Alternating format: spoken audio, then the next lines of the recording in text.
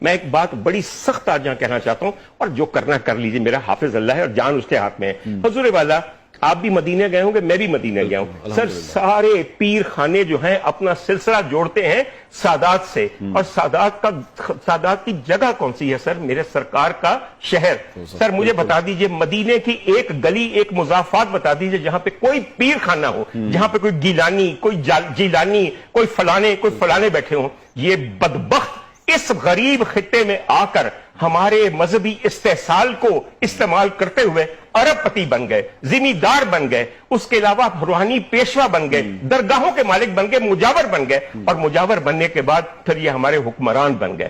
ایک میں آپ کو ایک اور بات بتاؤں، بہت سے لوگ نہیں جانتے، یہ سارے پیر خانے ان کو ہوا کس نے دی تھی؟ انگریز سرکار نے۔ یہ آپ ان کے مرید ہیں نا ان پیروں کے، تو ان پیروں کا پیر کون تھا؟ انگریز۔ اس کو یہ پتا تھا کہ اگر ہم نے تسلط اور حکومت کرنی ہے اس غریب ملک کے اوپر اور یہاں کے ہر ریسورس کو نچوڑنا ہے، تو ان مذہبی ٹھیکیداروں اور ان پیروں کو ہوا دو۔ یہ ہمارے چمچے ہیں، ان کے ذریعے ہم اس قوم کا خون چوستے رہیں گے، اور آج تک آپ یہی کر رہے ہیں۔ آپ کی کوئی اسمبلی ایسی ہے کہ جس کے اندر پیر خانوں کے مجاور آ کے آپ کے وزراء نہ بن جائے؟ سر یہ 22ویں صدی ہے پاکستان میں، شہر سندھ میں، جہاں پہ نہ صرف بھٹو زندہ ہے بلکہ دندناتا ہوا پھر رہا ہے، اور یہ حال ہے صوبے کا جہاں پہ پچھلے 40 سال سے حکومت ہے ایک ہی خاندان کی۔ میں تھوڑی سی آپ کو رانی پور کی بات بتا دوں۔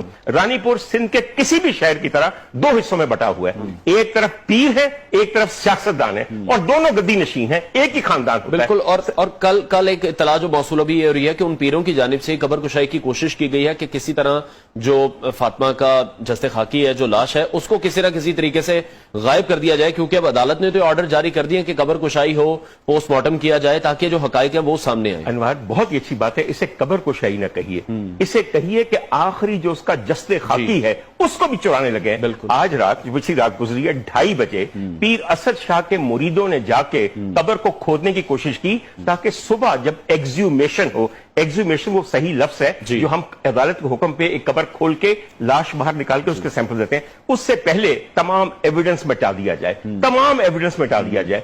بات صرف یہ ہے کہ اس وقت فوکس ہے وہاں پہ۔ میری تھوڑی سی بات کو مکمل کرنے دیجیے۔ حضور والا پورا سندھ لے لیجیے، پورا سندھ لے لیجیے، اس میں صرف دو چیزیں ہیں، وڈیرا شاہی، میر شاہی، سکھا شاہی اور سائیں شاہی، اور کچھ نہیں ہے۔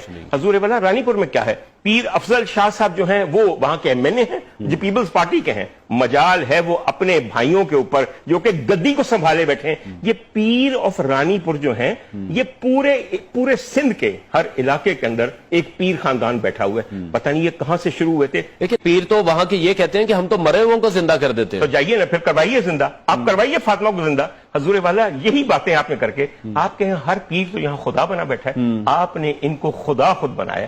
آج ہم بات کرتے ہیں توحید کی کہ شرک نہ کرنا، سر پیری مریدی سے بڑا شرک ہے ہی کوئی نہیں۔ سر مجال ہے آپ کے مذہبی پروگرام ہوتے ہیں، پورا مہینہ بیٹھ کے تم یہاں پہ رمضان ٹرانسمیشن کرتے ہو، ہے ہمت کبھی یہ کہہ سکو کہ یہ پیر خانے عین اسلام کے خلاف ہیں، یہ شرک خانے ہیں، یہ گمراہی